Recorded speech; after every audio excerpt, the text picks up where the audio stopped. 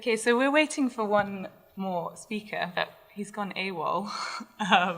So he'll just hopefully come and join us at some point. So I think we'll make a start. My name's Jen. I work at Tate in London. I'm part of the digital team, and I work on the Tate Collective's channels and projects. So this is the channels and projects that Tate uses to engage our younger audiences, 15 to 25-year-olds. And the mission of these channels and projects is to encourage young people to discover, share, and discuss art, as well as showcase their own work and ideas and creativity. So these channels exist across a microsite with a dedicated community of young creators that upload their work and share it with the institution, a Twitter, Facebook, Instagram, Tumblr, and Vine account as well. And the case study that I'm going to tell you about today is the 1840s GIF party that we ran last February. The aim was to encourage young digital makers to react to Tate collection artworks and reinterpret and remix them and turn them into animated GIFs. We wanted it to be as mass participatory as possible. We wanted everyone to give it a go and make their own stamp on collection artworks. We wanted to see if it would encourage young people to be more aware of the collection online, use it for independent learning outside of this project. And as well as the participatory element, we also commissioned some interesting digital artists to take part in the project as well. And the point for doing that was to hopefully encourage them to put the open call out across their channels and their networks as well. And the final aim was to see whether it would drive footfall to an event that we hosted at Tate Britain called Late at Tate, where we showcased all the submissions alongside the original artworks. So these are the 5 collection artworks that we chose to invite people to respond to. They're all on display at Tate Britain in the 1840s gallery. They were chosen by Tate Collective London, which is our youth forum. They were identified as works that they thought could be quite interesting to invite people to respond to. And these are some of the commissioned responses that we received. Again, the commissioned digital artist was selected by Tate Collective, our youth forum, as interdisciplinary digital artists kind of tapping into different networks. So from fashion communities, science fiction communities, arts communities. So we invited, oh, hey.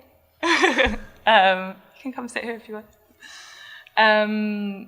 We invited these people to give it a go. We didn't know what we'd get back. And we also asked them, when they posted it across their networks, to promote the call to action, which is now give it a go yourself. So the invitation sat on Tate website. It existed as an open call that was published for 2.5 weeks, so it wasn't a huge amount of time to give people a chance to respond. We signpost people towards open source platforms where they could make GIFs quite straightforward. I really recommend a platform called 15 Folds. But we also published tips and tricks as to how people could do them themselves through Photoshop and other software. Here's some of the public responses that we got. If you're interested in seeing more, they're all on the Tate Collective's Tumblr. I'll tweet out the link afterwards. Alongside this, we wanted to do some in-gallery learning as well. There's a new digital studio at Tate Britain. So we wanted particularly to invite local young people and communities to come and learn how to make GIFs and find out more about them. So we ran a series of workshops in the build-up to the showcase event, where we taught people how to make GIFs and took them around to see the collection artworks and then respond to them digitally. And that was really exciting for us in terms of local audience engagement because it meant that we could showcase local young people's contributions at the party, which was here. So that is the 1814 gallery at Tate Britain. And the GIFs were all shown on Sony Cube monitors in the middle of the space for one night only, which was problematic in some instances. I'll explain that in a minute. We had 2,500 people turn up to have a look, which was really exciting. We received 587 submissions. We really didn't know how many we were going to get, considering we mostly promoted it through the Tate Collective's channels, which don't have extensive followings in comparison to the main Tate social channels. The call for submission page on the Tate website received more visits during the month than some of the smaller exhibition pages, so that was really exciting for us in terms of seeing that people are interested in having the opportunity to to show stuff as well as just consume stuff. The commissioned GIFs were reblogged and shared across channels quite extensively, but far more extensively the public submissions were shared much further. So that was really interesting too, seeing that public content was more interesting to some extent than commissioned content. And it got picked up by lots of blogs and channels, so that was fun. People told us some nice stuff, but they also told us some not nice stuff too. We conducted a survey with all the people that submitted via email. I'll talk about that in a little bit more. There were some interesting comments around placing new interpretations alongside original artworks, and I think that was really important for us to be able to celebrate it and showcase it in the gallery. But as I mentioned, it was only for one night, and in an ideal world, we'd be able to do that for much longer. People like to remix and make up their own interpretation of an artwork and turn it into something that's perhaps more relevant to them. And I think people generally felt excited that Tate were doing something to acknowledge these new digital art communities and produce content that perhaps maybe feels more relevant to younger audiences, maybe. Some of the lowlights were that the majority of our participants were international and were really upset that they couldn't attend the event and didn't feel that we documented it properly. Wanted to see their GIF next to the artwork. When you're receiving quite high numbers, that's really hard to manage if it's just one person.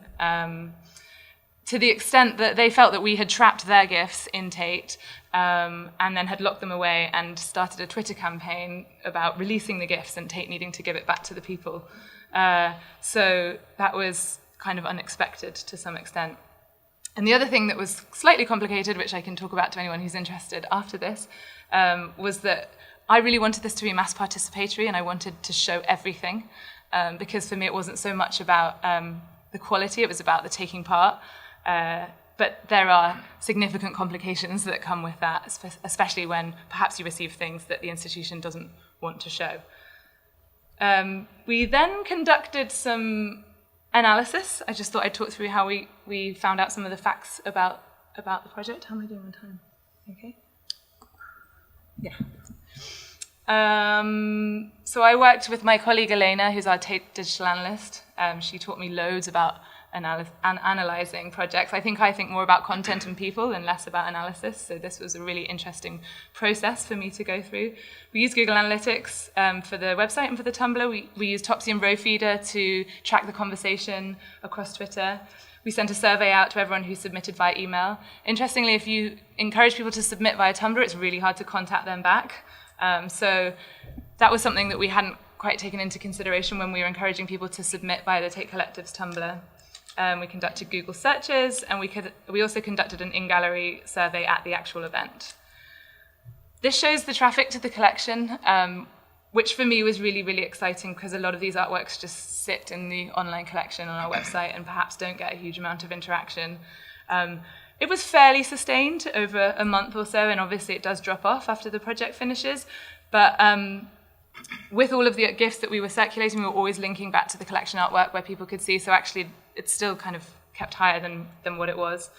And for me, it was seeing whether people would then use these artworks for resources for learning in the future or for making their own work or be more independent with their online consumption.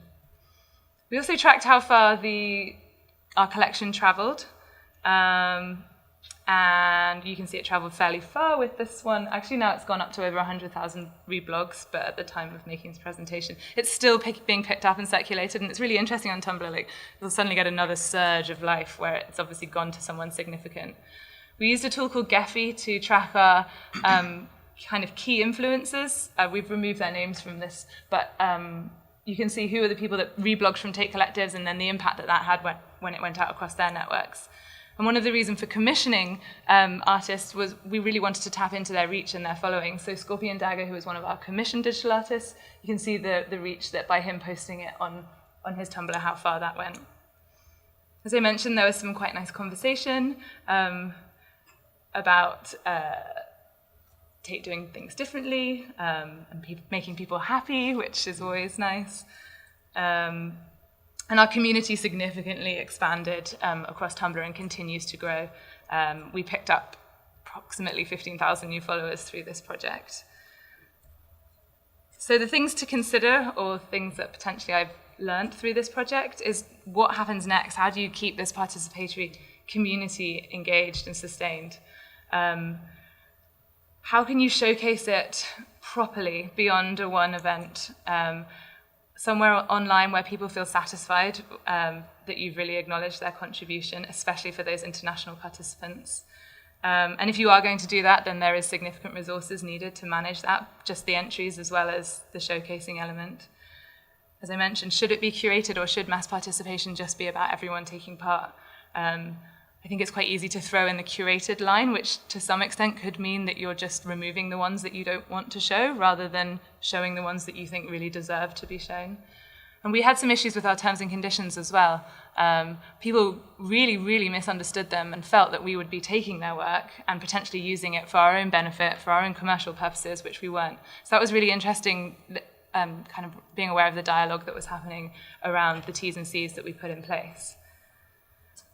We produced a report about this. If people want to have a look, I'll tweet out the full report. And since then, we've run a few other little projects that offer our community an opportunity to take part. So whereas the GIF party was a one-night wonder, this is a new project where you can see the digital screens alongside Tate collection artworks in a display that was in the gallery for 6 months. So that was a really big step up and an acknowledgement from the curatorial perspective that user-generated content, particularly young people's content, can really be acknowledged and celebrated alongside Tate collection artworks. So we did a monthly open call responding to 6 selected artworks from this display, and around kind of key themes. So this was responding to a Jason Evans piece, inviting people to share street-style images with us. This was responding to Damien Hirst and collaborating with the blog Things Organized Neatly, and inviting people to send us images of curated objects from their pockets or objects around their house. And our most recent project is called All Glitched Up, where again we invited people to glitch the collection, play around with the data and the images, and turn collection artworks into new digital images. And you can also see those on the Tumblr.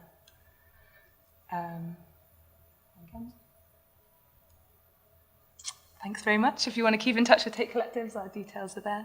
And if anyone has any questions afterwards, feel free to grab me.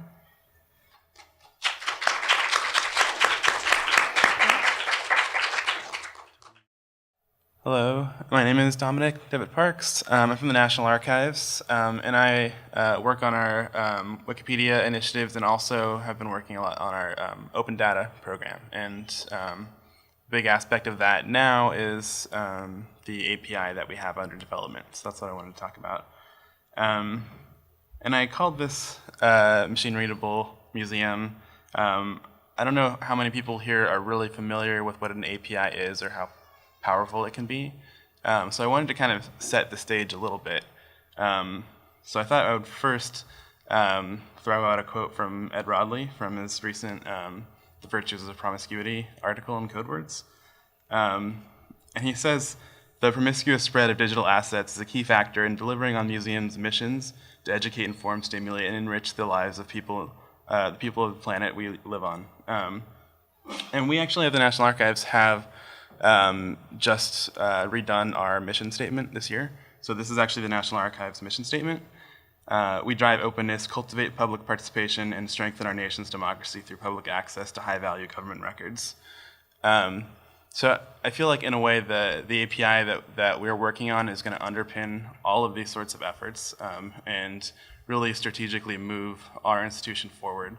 And so I wanted to kind of talk a little bit more just specifically about our kind of strategic focuses at the National Archives. A lot of this is also wrapped up in Presidential Innovation Fellowship that we have going on, which is a program for federal agencies. We have two short-term fellows at the National Archives, and their project is called Crowdsourcing Tools to Unlock Government Records. And kind of two of the main prongs of that are this idea of the Citizen Archivist initiative, which is something that we've had ongoing for a few years. And actually the first page, the first slide of the presentation was a screenshot of our National Archives Citizen Archivist dashboard, right now the dashboard is actually just a standalone web page, and it's kind of a portal to various crowdsourcing projects we have going on. Like you can tag records in our catalog, or you can go to Flickr or go to Wikipedia, and some of those things. But we were really kind of rethinking that and trying to integrate it in everything that we do digitally. So we're thinking about a social catalog where you have activity going on, tagging and actually transcribing in the catalog itself. And also we're right now in our main building in DC, we have construction there's construction going on right now for an innovation hub space, which is basically, we're calling it the innovation hub, but basically it's a maker space or a hack space. Going along with that is we're also building what we're kind of tentatively right now calling the Archives Lab. Very similar to what a lot of other institutions have been doing, but this is going to be like an online space to host our open source coding projects. So really, this is what the kind of the framework for why we're building an API. If you don't know that much about an API, there's various things that it allows you to do, but really the most important thing to know beforehand is really that there is a data set underlying it, and it's just a way in which machines can interface with the data set. Just like when you're a human and you're doing a keyword search in an online catalog in a web browser, it's a way into the data. So I'm just going to start out and talk about the data set. The API that I'm talking about is actually for our online catalog. It contains, sorry for all the archival jargon here if you're all museum people, archival descriptions, a catalog record, the digitized records themselves, the files, and actually technical file metadata from those files, the MIME type or the file size in megabytes and those sorts of things. Our authority records, the creators of the records, the peoples and places, those sorts of things. It actually also includes all the web pages for archives.gov, our website, and all the presidential libraries, which have different domains. And then also the public contributions, so the tags and transcriptions that can be added to all of the records in our catalog. So where is it? We actually, part of the nature of proposing a session months in advance is one of the things that happened is the API is actually still unreleased, but we have a public test site right now. It's a public URL. It was due to be released in September. The new release date is actually December 4th. So that's the UAT in the beginning of this. If you know anything about contracts, that's the user acceptance testing part of the contract. But we can still take a look at it. And one of the features we've actually developed for the catalog is actually an interactive documentation page. So this is a documentation page on our website in which, and I'm going to be bold here and actually do things live on the web. You can go, for example, if I want to learn how to do simple search in the API, it's going to guide you in the actual browser. So let's say I'm just doing a keyword search. I can type it, hit submit, and it'll tell you, how to construct that query for the API, and it'll give you the response. So if you are interested, you can play around in our interactive documentation page.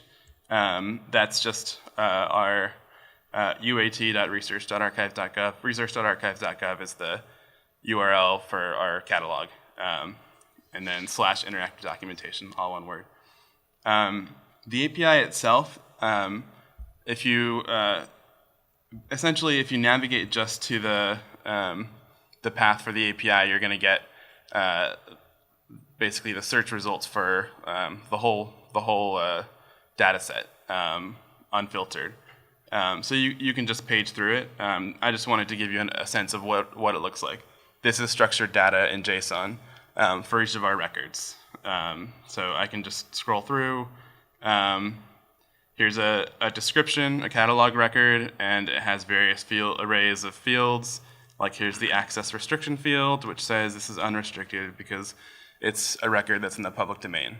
So this is something where, and here I'm not filtering out any fields or anything. This is just what every catalog record looks like in JSON, the whole thing. So that's one way to think about it. In terms of how we went about developing the API, our sort of principles. It's a public web API using RESTful principles. It is a read-write API, and I'll get into some of the actual write functions that you can do.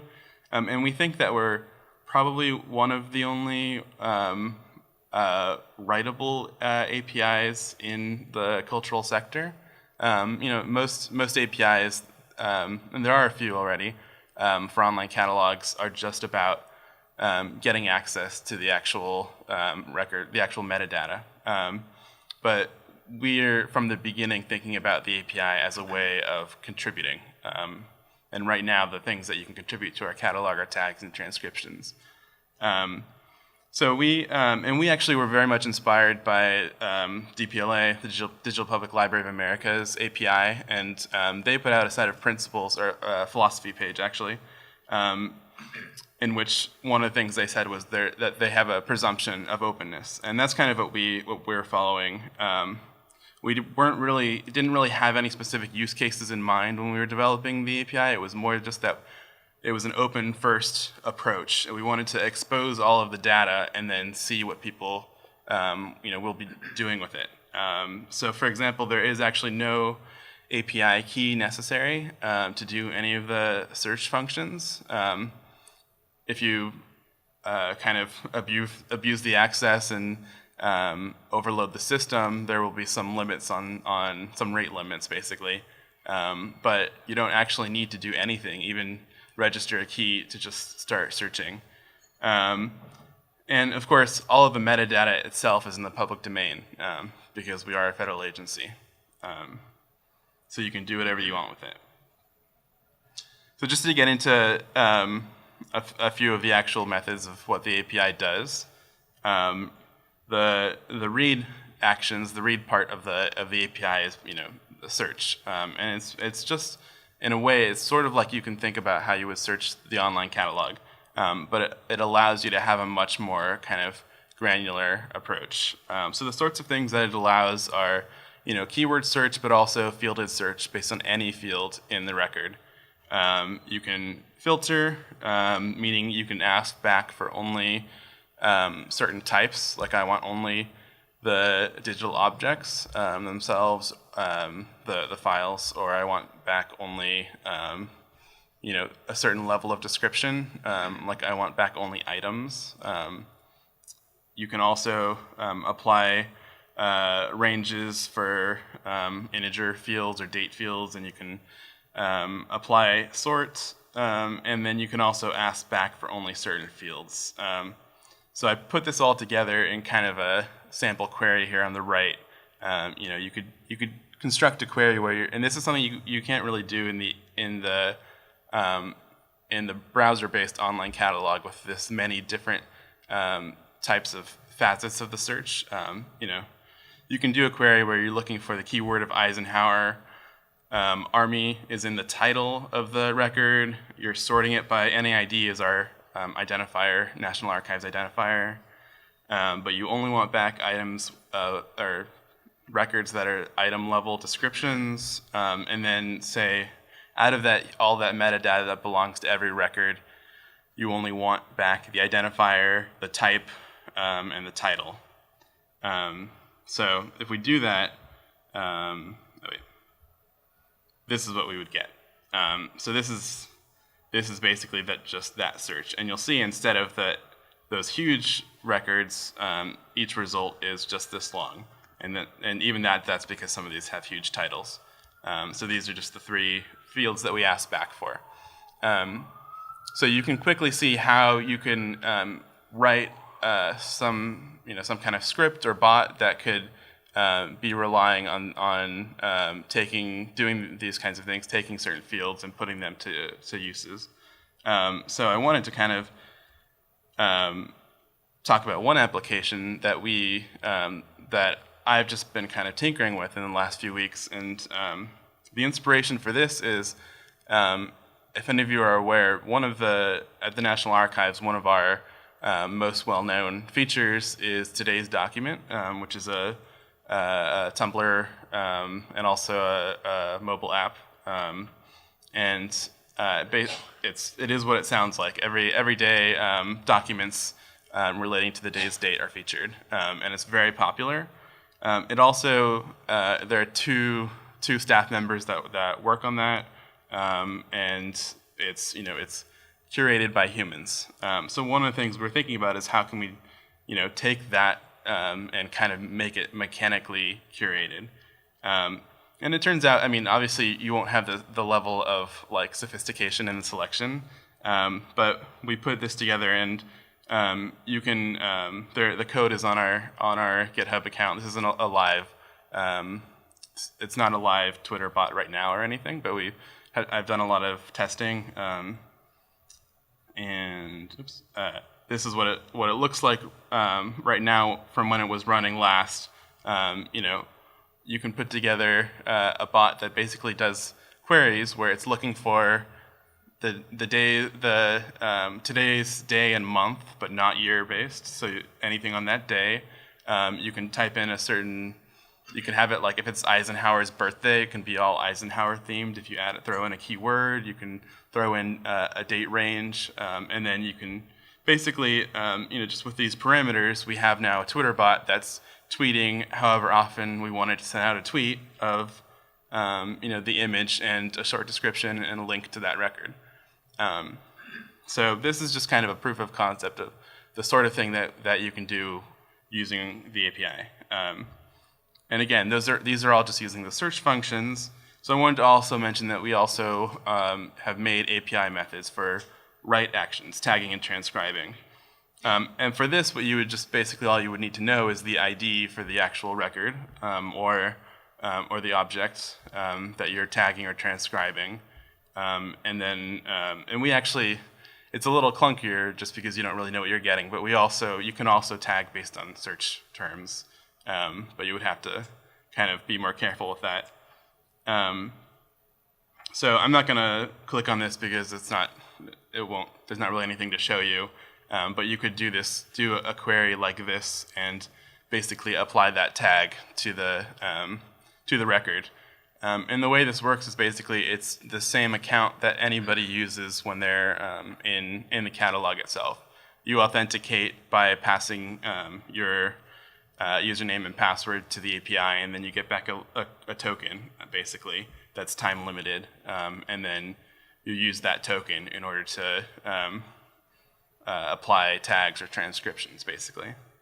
So that's how this works, and then also just a few miscellaneous things. In order for all of this to work, we do also have methods in the API for user registration and login, and getting back user data, like lists of account names.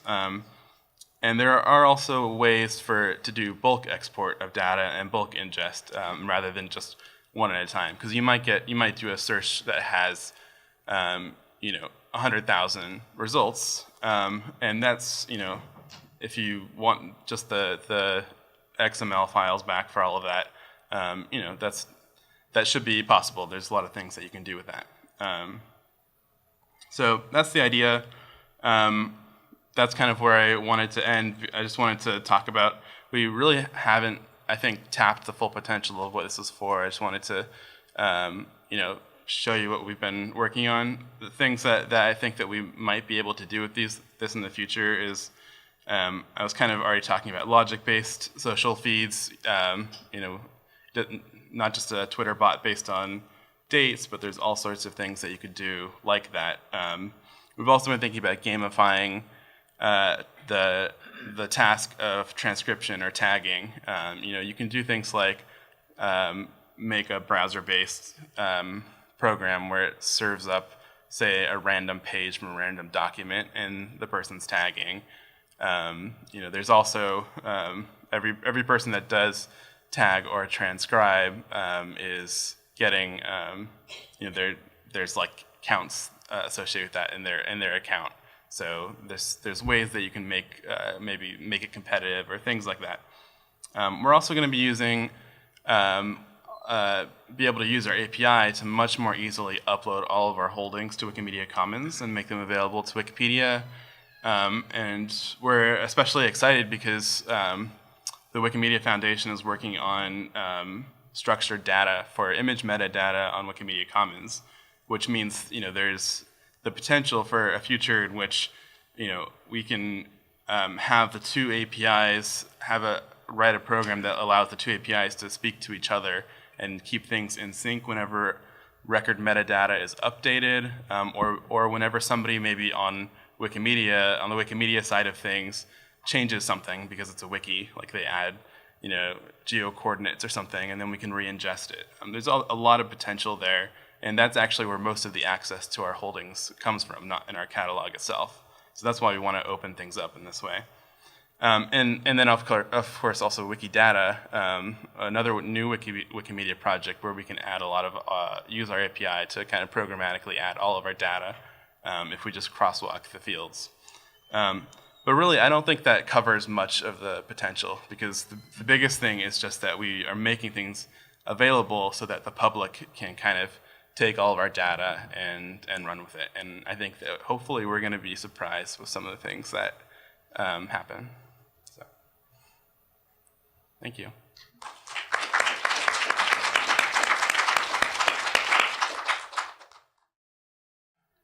For about the next 10 minutes, I'd like to tell you about two citizen science projects that my wife, Timlin Babitsky, is here as a volunteer, and I'm here, thankfully, to the MCN for a scholarship that made it possible for us to be here.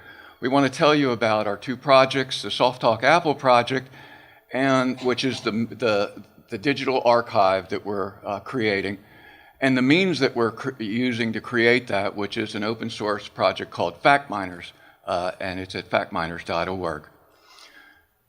If I were to describe us, we are not museum informatics professionals. We are independent, unaffiliated, and it almost goes without saying unfunded at this point.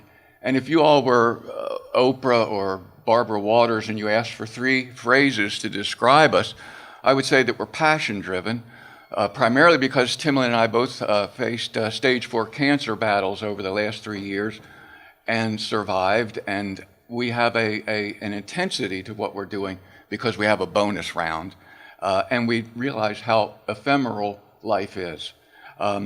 We have a lived-it enthusiasm with what we're doing. I have a kind of Forrest Gump-like existence in that I'm not rich or famous, but I was in the microcomputer and digital revolution from the very beginning, and I know how important the work is that we're doing. We have an unusual tech background to bring to that, and that'll, I think, become apparent as we get going. But to get a sense of why this project's important, how many of you graduated from college without having a microcomputer or a personal computer? All right, there's a handful of us, and how many folks just weren't around before microcomputers and have always had them? And there's so many folks today that as we look at Moore's Law racing us into the future, that also means how quickly our past is aging out. And so it's all the more important that we document while folks like us are still around to get the history of the early microcomputer software and the industry and the digital revolution. Because today we live in this 24/7 world. And before that, basically we had print documents. And SOFTALK was the way that the microcomputer industry started. It was published from 1980 to 84. There's about a little over 9,000 pages. Unbelievably interesting magazine, and at its peak, it had a subscriber base of nearly 250,000. because everybody that bought an Apple microcomputer got a card, and all they did was fill it in, and they got a free subscription for a year. So what we've got then from a data set is 48 monthly snapshots of the dawn of the microcomputer and digital revolution, covered by one of the most unique magazines ever published. Things from famous people doing amazing things to just ordinary folks.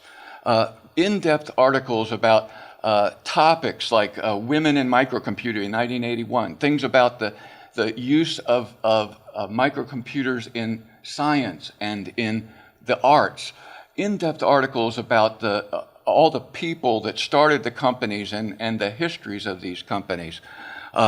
But the real interesting stuff is that, again, this is like the internet got turned on once a month, and you got to suck on it for a day, and then and everything came through that publication. So it's all in the fine-grained details of the magazine, where we have detailed columns about what's going on in the industry. Back when you got a computer in the early days, it cost as much as a good used car. So who you bought it from was as important as what brand you bought. And so there were columns about what the retailers were doing, columns about everything. Again, there was no Stack Overflow, no email, no anything. So contest among the readership to get interactive, contest with winners announced in the succeeding months. There was no Stack Overflow to ask questions. So there's pages of people writing in saying, I'm doing this, I'm doing that, and communicating about what they were doing. So famous people, Roger Wagner writing a 30-some part column on assembly language programming. And each month, a meticulously curated list of the best sellers of microcomputer software in various categories. And these were gathered meticulously by getting on the phone and calling retailers and saying, how many did you sell? So this is an incredible data set. And we live in this 24/7 world. But what we don't realize is that before everything being digital, we were dependent on things like magazines coming into your mailbox each day. And so our whole industry functioned around what's called an OODA loop. Observe, orient, decide, and act. You basically would look at a situation, orient to it, make a decision, and then you would act on it. And this idea comes from military strategy, and the idea is that if you can make it through that loop faster than your competition, it's like judo, you'll be a winner. So our industry literally worked. The magazine would come out, you would hole up and read it cover to cover, decide what to do, and then you had a couple of weeks to do things. So this will be a unique data set of 48 months of what was done in an industry when it functioned like this instead of 24/7 all the time. So once we started to reconnect and said, let's get our life going again, we knew what we had to do. I found these boxes of magazines. And so we wanted to start scanning, and Peter Kaler shows up. He'd already started scanning. We now have what we call the Kaler Foundation. It's not the best edition. We know we'll be rescanning, but we've got everything scanned. That let us start to get into crowdsourcing, editing, and OCR. Along comes our first volunteer archivist. Chris Torrance by day, he's a nuclear physicist, and at night he helps us with our archive. We're producing then first stage is to get the digital archive up with PDFs and web versions of things. But the stuff that we really want to talk about in the second half is the cloud, fact cloud, of how we're going to use graph database technology and a certain design, software design pattern to be able to build a fact cloud of all that information, as if we had a printer driver, and we could take all those magazines and push them through a printer driver and say, just give me the facts. And there's another, and because of our interest in our own mortality, there's another aspect of what we feel is very important is we're doing intergenerational storytelling. We want to make sure that not only do we capture all of the stories that are literally in the magazine, but that we also let people contribute the, oh, I remember when. And the whole goal of our project is to have a honeypot that attracts educators and researchers with such an incredible data set that they just want to collaborate with us. And we've already got some interesting things going in that regard. So that's the archive itself. Now, what we're doing in terms of how do we create that fact cloud is what FactMiners is all about. And there's a couple of topics that I'm really going to just breeze right over, and then anybody that has an interest, certainly this is the reason we're here, is to meet and talk with folks. So the easiest thing is saying, what's a graph database? If you take the simple things of graph theory and the modern wizardry of of database developers, you combine it all, you get a graph database. And basically, if you take graph theory, the blue balls are nodes, the green lines between them are edges. So this is a graph that tells us that in a graph database, you basically have nodes and relationships between them.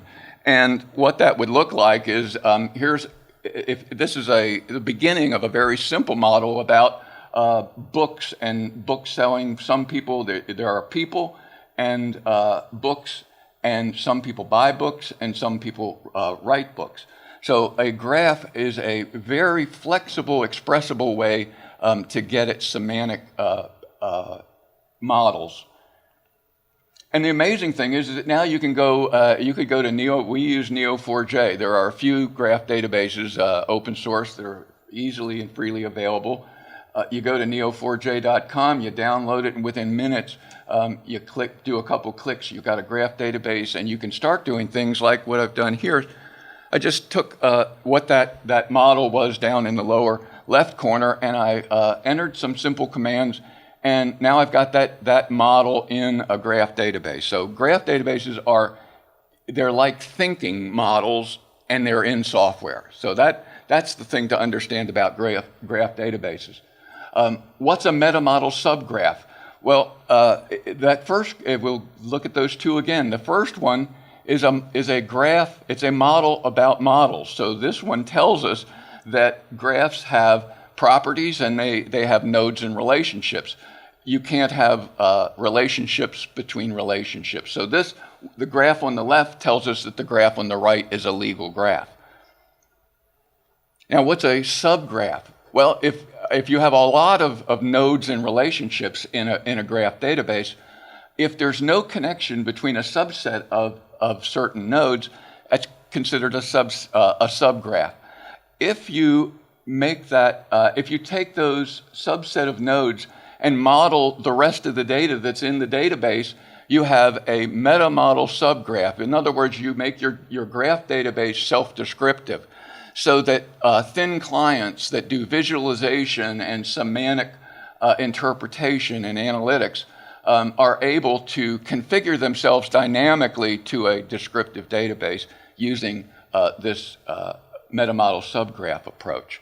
So what's it good for? Well, data discovery. I mean, the stuff you're doing is this will all fit all together. It's amazing. We'll have to talk.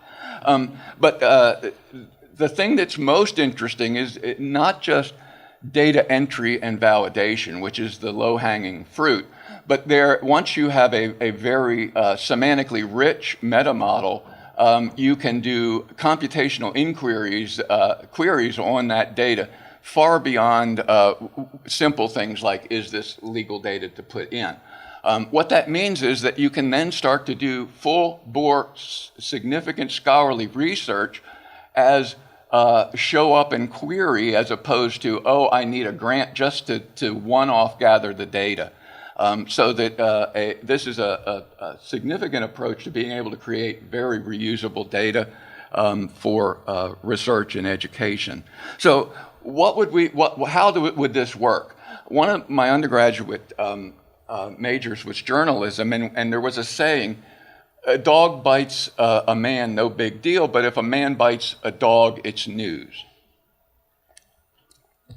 So if I were going to create a application that used a metamodel subgraph to scour all the information of bite data, I would have a metamodel that would say, when I have people who bite dogs, that's news. And so we can then have queries on, and once I have a self-descriptive metamodel, I can then look at the data in the database and see, in this case, we've run a query. I haven't gone to any outside language or anything. I just used the graph database query. And I did a query, and it tells me that of the 3 facts that it found in here, one of them is news, one of them's not news, and the other one has some facts that need to be checked before we know whether it's news. So this is a very elementary kind of hello world example of what you can do when you have a metamodel subgraph.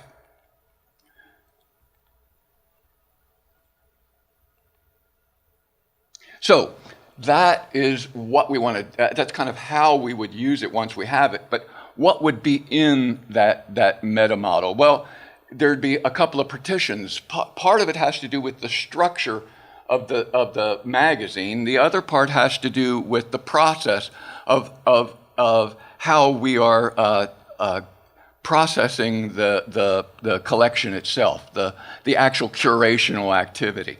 So let's first just look at a simple example of how we will do the structure side of things, because basically one of the things that's fascinating about a magazine is unbelievably complicated document structure.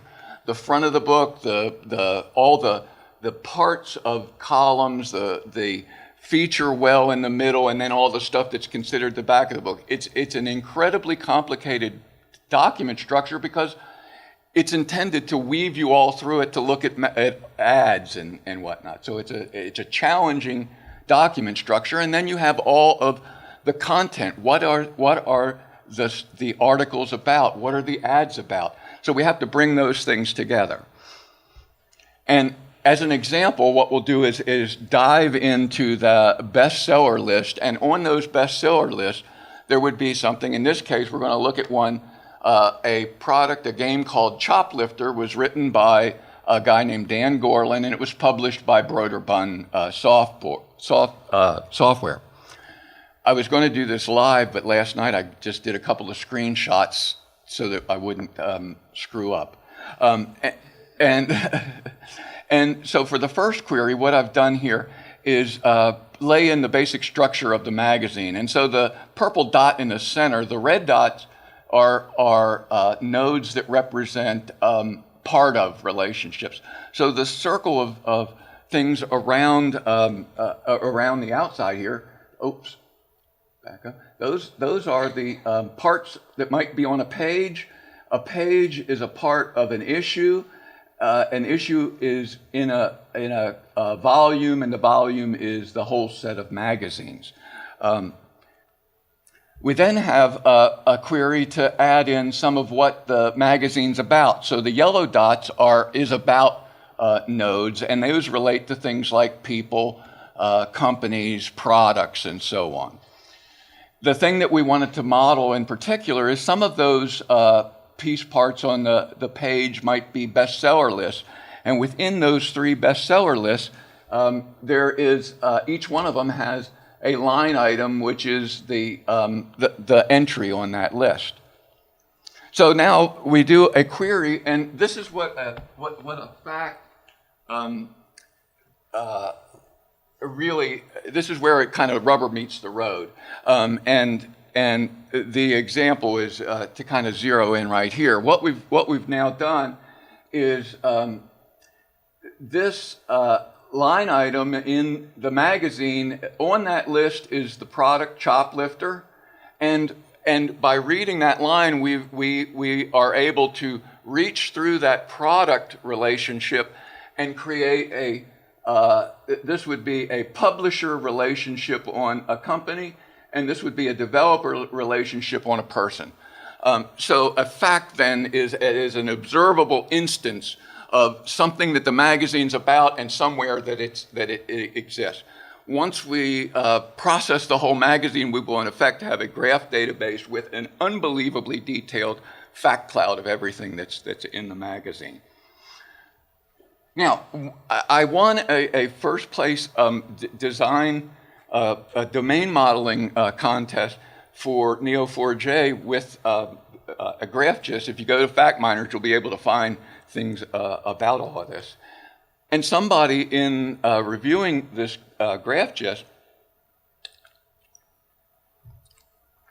tweeted, "Man, this reminds me of the SIDOC CRM." And I'm like going, well, that must be interesting. What is it? Because up to this point, we didn't even know what museum informatics was. We didn't know what you all existed. And I started pouring into this, and I had this incredible deja vu experience. Because I said we had an unusual background. One of the things after the microcomputer revolution, Tim and I went real deep into object technology.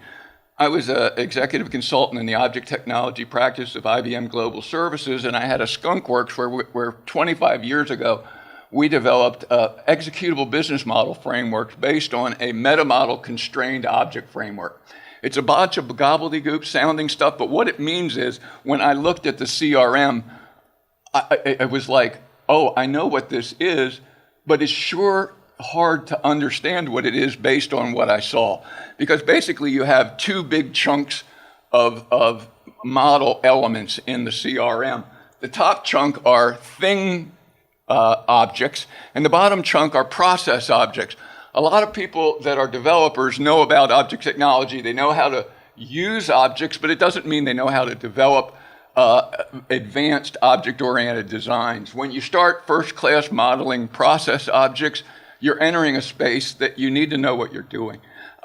So I started looking at the CRM documents, and remember where we looked at that model that said nodes and relationships, a relationship connects nodes? Well, I started seeing things like these are relationships between relationships and all. And so I hit a roadblock on how to do a full graph interpretation of the CRM. Started talking with the people that are doing this model at the SIG. And what we're doing now is working on what the implications are to get a full graph interpretation of the CRM so that we can do computational analytics on it. Okay, is it time? Okay. Oh, and I spilled my drink. There's all the kinds of things that we can do with this, and anybody that has a slightest interest in it, please check out me or Timlin, and we would love to tell you more about it. Okay? Sorry.